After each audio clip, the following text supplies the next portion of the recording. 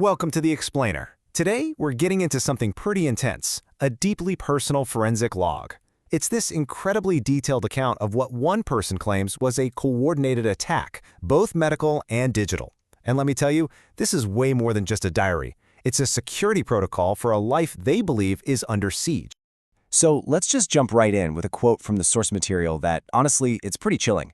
This one line sets the stage for the whole story. It frames everything as this high-stakes performance, an illusion that's been carefully crafted to manipulate reality itself. Okay, so to really get what's happening here, we have to start with the narrator's defense system. It's not just a bunch of notes, it's a formally declared protocol they call the TruthCore Record. And you really got to pay attention to the wording here. This is not a journal. The narrator defines it as a formal security protocol. It even supposedly includes something called a counter-tamper cryptographic addendum. They're basically treating their own life and their own memory like a secure system that needs a firewall to protect it from attack.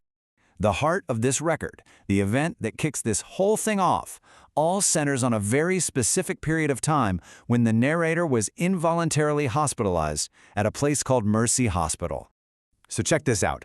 The whole incident goes down over just a 4-day window in early 2026. The narrator is admitted against their will, their devices are immediately taken away, and they claim they were subjected to medical procedures that were totally undocumented and deeply suspicious. And for somewhere between 72 and 94 hours, we're talking 3, maybe 4 full days, their entire digital life, their computer, their phones, all of it was completely out of their hands. This is the window of time the log calls the black box. Okay, so the big question is, what was happening to these devices during that time? Well, the log describes a situation it calls the hardware hot potato. And yeah, it suggests a major breach in the digital chain of custody. The record gets super specific here. It claims to have evidence of remote manipulation that happened while the hardware was supposedly locked away. We're talking key video files just gone, wiped clean. Forensic logs that show keystrokes and file changes the narrator obviously couldn't have made. And maybe the wildest part? They say they begged the staff to just power down the devices, and the staff refused, essentially leaving them on as open portals. And just when you think the story can't get any stranger, it absolutely does. The log starts to frame the medical staff not as, caregivers, but as a recurring cast of actors. The narrator literally calls them a commedia dell'arte crew, as if they're all part of some traveling play. And in this, let's call it a cast, one character really stands out. This person is identified by a very distinct and, according to the logs, a repeating behavioral signature. The narrator gives him the name Dr. Sing Song. So what's this doctor's whole deal? Well, the log breaks down this specific psychological tactic he allegedly uses. The claim is that he uses this high-pitched, patronizing, sing-song voice on purpose to provoke a defensive reaction. So what happens?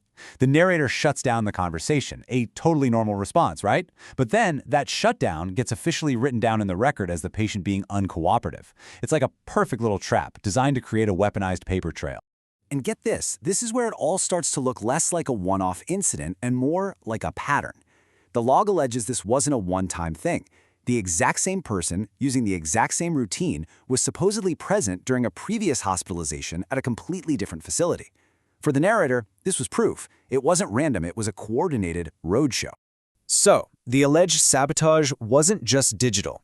The log details a shift to a direct physical attack, and it all revolves around a simple styrofoam cup of what was supposed to be apple juice.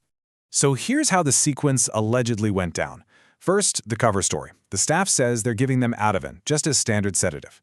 But instead of a pill, they bring this cocktail of 3 to 4 different pills, all crushed up so they're impossible to identify. Then they hide it, delivering the whole concoction in an opaque cup of juice. The result? The narrator wakes up, in their own words, groggy as fuck, feeling the physical side effects of who knows what. This one sensory detail is logged as a crucial piece of forensic evidence. The narrator remembers the apple juice smelled milky. Now, why does that matter? They believe it points to a milky medication suspension, maybe something like a liquid antipsychotic being deliberately masked by the juice. And it wasn't just the juice. The narrator also logs refusing 2 large potassium pills. Knowing that high potassium can cause a cardiac event if your body doesn't need it, they saw this prescription as just another trap, an attempt at what they call potassium engineering. So you have all of these alleged attacks coming from all sides. digital, psychological, biochemical. It all leads to the narrator's ultimate defense mechanism. I mean, how do you possibly keep your grip on what's real when it feels like everything is designed to make you question it? And that's the fundamental question the log is grappling with. When your digital files are being messed with, your biological state is being tampered with, and your own reactions are weaponized against you, how do you find true north? How do you know what's real anymore? The narrator has this pretty powerful term for their own resilience, a self-righting vessel. It's like a boat that's designed to flip back upright no matter how big a wave hits it. It's this idea that their own mind and body have an innate ability to eventually clear out the chemical fog, see the manipulation, and return to a clear, baseline state of awareness. And this right here, this is the absolute key to how they do it.